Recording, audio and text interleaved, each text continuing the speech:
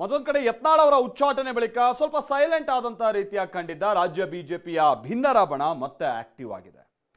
ನಿನ್ನೆಯಷ್ಟೇ ಗೋಕಾಕ್ನ ಲಕ್ಷ್ಮೀದೇವಿ ಜಾತ್ರೆಯಲ್ಲಿ ಸೇರಿದ್ದಂತ ಪ್ರತ್ಯೇಕ ಬಣ ಇವತ್ತು ದಾವಣಗೆರೆಯಲ್ಲಿ ಸಿದ್ದೇಶ್ವರ ಅವರ ಹುಟ್ಟುಹಬ್ಬದ ನೆಪದಲ್ಲಿ ಒಟ್ಟಿಗೆ ಸೇರಿದ್ರು. ಯಡಿಯೂರಪ್ಪ ವಿರುದ್ಧವಾಗಿ ಅವರ ಬಣದ ಕೆಲ ನಾಯಕರುಗಳ ವಿರುದ್ಧವಾಗಿ ಭಿನ್ನರ ಬಣ ಇವತ್ತು ಗುಡುಗ್ಬಿಟ್ಟಿದೆ.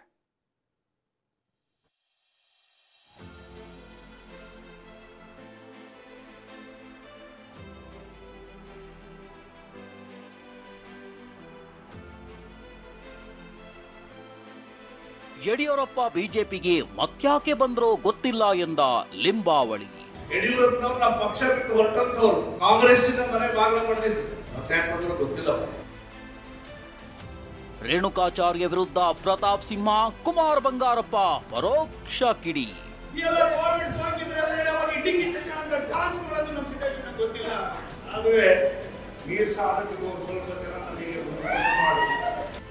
ರಾಜ್ಯ ಬಿಜೆಪಿಯ ರೆಬಲ್ಸ್ ಮತ್ತೆ ತನ್ನ ಕತ್ತಿ ವರಸೆ ಶುರು ಮಾಡಿದ್ದಾರೆ. ನಿನ್ನೆಯಷ್ಟೇ ಗೋಕಾಕ್ನಲ್ಲಿ ರಮೇಶ್ ಜಾರಕಿಹೊಳಿ ಜೊತೆ ಜಾತ್ರೆಯಲ್ಲಿ ಸುತ್ತಾಡಿ ಮನೆಯಲ್ಲಿ ರಹಸ್ಯ ತಂತ್ರ ಹೆಣೆದಿದ್ದ ಟೀಮ್ ಇಂದು ಒಟ್ಟಾಗಿದ್ದು ರಾಜ್ಯ ರಾಜಕೀಯದ ಶಕ್ತಿ ಕೇಂದ್ರ ದಾವಣಗೆರೆಯಲ್ಲಿ. ವಿಷಯ ಏನಂದ್ರೆ, ತಾರಕಕ್ಕೇರಿದ್ದ ದಾವಣಗೆರೆ ಬಿಜೆಪಿ ಬಣ ಬಡಿದಾಟಕ್ಕೆ ಮುಲಾಮು ಹಚ್ಚಲು ಯತ್ನಿಸಿದ್ರು. ಆದರೆ ಇಂದು ದಾವಣಗೆರೆಯಲ್ಲಿ ನಡೆದ ರೆಬಲ್ಸ್ ಶಕ್ತಿ ಪ್ರದರ್ಶನ, ಜೋಶಿ ಸಭೆ ಯಶಸ್ವಿಯಾದಂತೆ ಕಾಣ್ತಿಲ್ಲ. ಅಷ್ಟಕ್ಕೂ ಇವತ್ತು ಮಾಜಿ ಸಂಸದ ಜಿಎಂ ಸಿದ್ದೇಶ್ವರ ಅವರ 74ನೇ ಹುಟ್ಟುಹಬ್ಬ. ಹೀಗಾಗಿ ಬಿಜೆಪಿಯ ಬಂಡಾಯ ಬಣದಲ್ಲಿರೋ ನಾಯಕರೆಲ್ಲರೂ ದಾವಣಗೆರೆಯಲ್ಲಿ ಸೇರಿದ್ರು. ಕಾರ್ಯಕ್ರಮದ ವೇದಿಕೆಯಲ್ಲಿ ಮಾತನಾಡಿದ ಅರವಿಂದ್ ಲಿಂಬಾವಳಿ ಯಡಿಯೂರಪ್ಪ ವಿರುದ್ಧ ನೇರವಾಗಿ ಬೇಸರ ಹೊರಹಾಕಿದ್ರು. ಯಡಿಯೂರಪ್ಪ ಬಿಜೆಪಿ ಬಿಟ್ಟು ಹೋಗಿದ್ರು, ಮತ್ಯಾಕೆ ಬಂದ್ರು ಅದನ್ನ ಸಿದ್ದೇಶ್ವರ ಅವರೇ ಹೇಳ್ಬೇಕು ಅಂತ ಅಸಮಾಧಾನ ಹೊರಹಾಕಿದ್ರು.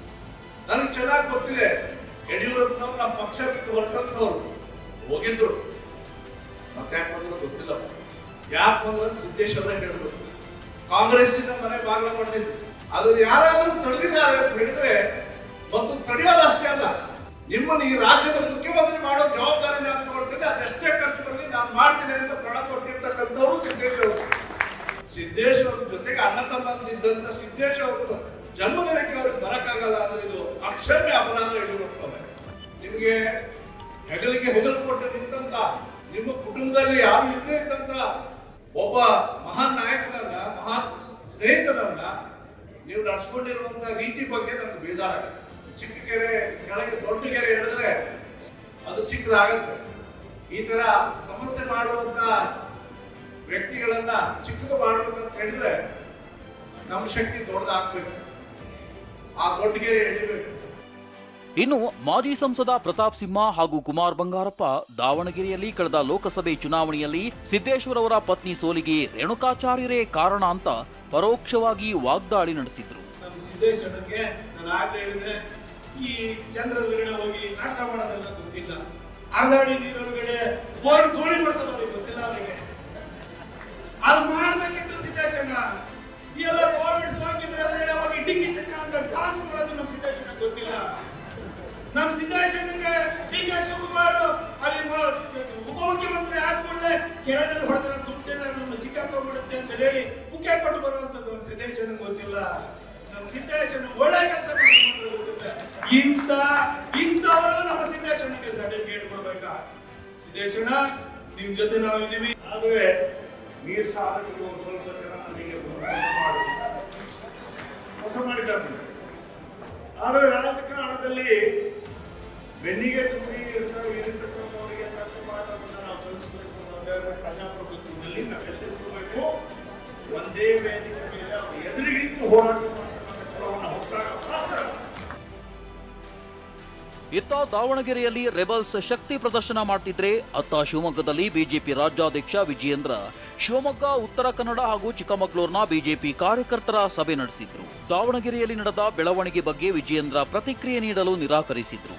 ಆದರೆ ಶಿವಮೊಗ್ಗದಲ್ಲೇ ಮಾತನಾಡಿದ ರೇಣುಕಾಚಾರ್ಯ ವಿಜಯೇಂದ್ರ ಅವರನ್ನೇ ಮುಂದುವರಿಸುತ್ತಾರೆ ಅನ್ನೋ ವಿಶ್ವಾಸವಿದೆ ಅಂದ್ರು. ನಮ್ಮ ರಾಷ್ಟ್ರೀಯ ನಾಯಕರಿಗೆ ಗೊತ್ತಿದೆ, ವಿಜಯೇಂದ್ರ ಅವರು ಒಳ್ಳೆ ಕೆಲಸ ಮಾಡ್ತಾರೆ ಅಂತೇಳಿ ಮುಂದುವರಿಸುವಂತ ವಿಶ್ವಾಸ ನಮಗಿದೆ. ಬಿಜೆಪಿ ಅಧ್ಯಕ್ಷ ಸ್ಥಾನಕ್ಕೆ ಅರ್ಧನಾರೀಶ್ವರರನ್ನ ಹುಡುಕಲಿ ಎಂದ ಹರಿಪ್ರಸಾದ್. ಅಂದಹಾಗೆ ಬಿಜೆಪಿ ರಾಷ್ಟ್ರಾಧ್ಯಕ್ಷರ ಆಯ್ಕೆಯೂ ಆಗಿಲ್ಲ, ರಾಜ್ಯಾಧ್ಯಕ್ಷರ ನೇಮಕದ ಕಸರತ್ತು ಮುಗಿದಿಲ್ಲ. ಕೇಸರಿ ಪಡೆಯ ವಿಳಂಬ ನೀತಿಗೆ ಕಾಂಗ್ರೆಸ್ ನಾಯಕ ಬಿಕೆ ಹರಿಪ್ರಸಾದ್ ತುಪ್ಪ ಸುರಿದಿದ್ದಾರೆ. ಬಿಜೆಪಿ ರಾಷ್ಟ್ರೀಯ ಅಧ್ಯಕ್ಷ ಸ್ಥಾನಕ್ಕೆ ಮಹಿಳೆಯರನ್ನ ಹುಡುಕಾಡ್ತಿದ್ದಾರೆ. ಆ ಸ್ಥಾನಕ್ಕೆ ಅರ್ಧನಾರೀಶ್ವರಿಯನ್ನ ಹುಡುಕಲಿ ಎಂದಿದ್ದಾರೆ. ಅಶೋಕ ಮತ್ತು ವಿಜೇಂದ್ರ ಅವರ ಕುರ್ಚಿಗಳನ್ನ ಉಳಿಸ್ಕೊಳ್ಳಿ. ಮತ್ತು ಬಿ ಜೆ ಪಿ ಕೂಡ ಲಾಸ್ಟ್ ಅನ್ನೋದು ಗೊತ್ತಿದೆ, ಅದಕ್ಕೆ 2 ವರ್ಷ ಆದ್ರೂ ಅವರ ಅಧ್ಯಕ್ಷರ ಕೇಂದ್ರದಲ್ಲಿ ಮಾಡಿಲ್ಲ. ಮಹಿಳೆಯರನ್ನ ಹುಡುಕ್ತಾ ಇದ್ದಾರೆ. ಅದ್ರ ಬದಲು ಯಾರಾದರೂ ಇವ್ರನ್ನ ಹುಡುಕ್ಬೋದು, ಅರ್ಧನಾರೀಶ್ವರಗಳನ್ನ ಹುಡುಕಿದ್ರೂ ಭಾಳ ಸಂತೋಷ. ಬಿಕೆ ಹರಿಪ್ರಸಾದ್ ಆಡಿರೋ ಇದೇ ಮಾತು ಬಿಜೆಪಿ ನಾಯಕರನ್ನ ಕೆರಳಿಸಿದೆ. ಅರ್ಧನಾರೀಶ್ವರರನ್ನಾದರೂ ಮಾಡಿ ಅನ್ನೋ ಮಾತನ್ನ ಹೇಳಿ ತಮ್ಮ ನಾಲಿಗೆಯನ್ನ ಹರಿಬಿಟ್ಟಿದ್ದಾರೆ. ಇಡೀ ದೇಶದ ನಾರಿಯರಿಗೆ ಮಾಡಿರತಕ್ಕಂತ ಅಪಮಾನ. ತೃತೀಯಲಿಂಗಿಗಳನ್ನ ಸ್ಟ್ರೈಕ್ ಮಾಡ್ತಾರೆ ಅಂದ್ರೆ ಇವ್ರು ಯಾವ್ದಕ್ ಬೆಲೆ ಕೊಡ್ತಿದ್ದಾರೆ? ಹಂಗಾರೆ ಅವ್ರಿಗೆ ಜೀವನ ಇಲ್ವಾ?